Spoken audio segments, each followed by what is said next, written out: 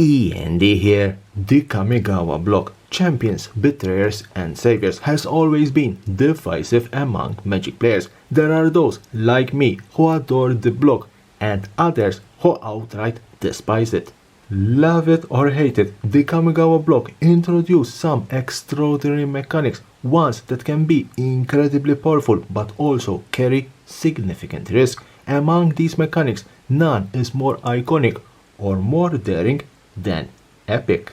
Epic is a keyword ability that, as of this recording, appears only on 5 sorceries from Saviors of Kamigawa. Staying true to the block's legendary theme, the design of Epic seeks to answer a fascinating question: what does it mean for an instance or sorcery to be legendary? An epic spell is copied in its controller's upkeep on every turn for the rest of the game. If it has any targets, the player may choose new targets for the copy. In exchange for this powerful ability, the player can't cast spells for the rest of the game. Since copies of a spell aren't cast, the epic spell's copies aren't affected. But how do you play Epic? Let's build our battlefield and let's cast Enduring Ideal. 5 and 2 white. Sorcery. Search your library for an enchantment card and put it into play. Then shuffle your library. Epic. Any spell with Epic, it's a normal spell. Therefore, when casted, it will go on the stack. There can be a counter, there can be a response, nothing happens, and Enduring Ideal will resolve. I will search my library for an enchantment card and put it into play. I choose Smothering Tide. When you cast a spell with Epic, you're making a serious commitment. For the rest of the game, you cannot cast any spell.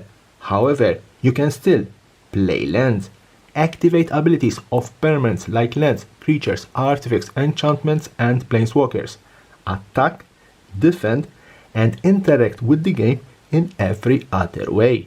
The restriction on casting spells is absolute and lasts for the remainder of the game. There is no way to remove or bypass the effect. Once the game ends, the epic effect is gone, but until then, you're locked into your strategy. Every turn at the beginning of your upkeep, you will put a copy of the spell on the stack, except this time, no epic, and you will again search your library for an enchantment card and put it into play. I choose Heliod Suncrowned. Some notes. Epic represents 2 spell abilities, one of which creates a delayed triggered ability.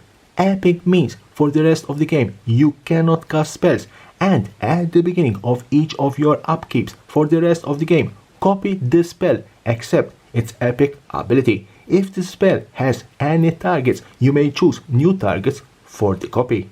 A player can cast spells once a spell with epic they control resolves, but effects such as the epic ability itself can still put copies of spells on the stack. The copy of the spell that you put on the stack doesn't have the epic ability, so exactly 1 copy is put onto the stack at the beginning of each of your upkeeps. You don't get 1, then 2, then 4 copies, and so on and so on.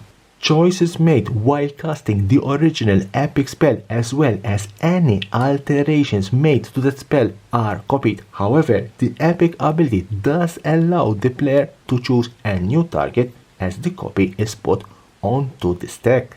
A copy of the spell is still a spell and it can be countered. A player can cast spells once they resolve a spell with epic, but that player can still activate abilities. Their static and triggered abilities still work and they can still attack and block. Putting a copy of a spell on the stack is not the same as casting a copy of a card. Abilities that put copies of spells directly on the stack work after the epic spell has resolved.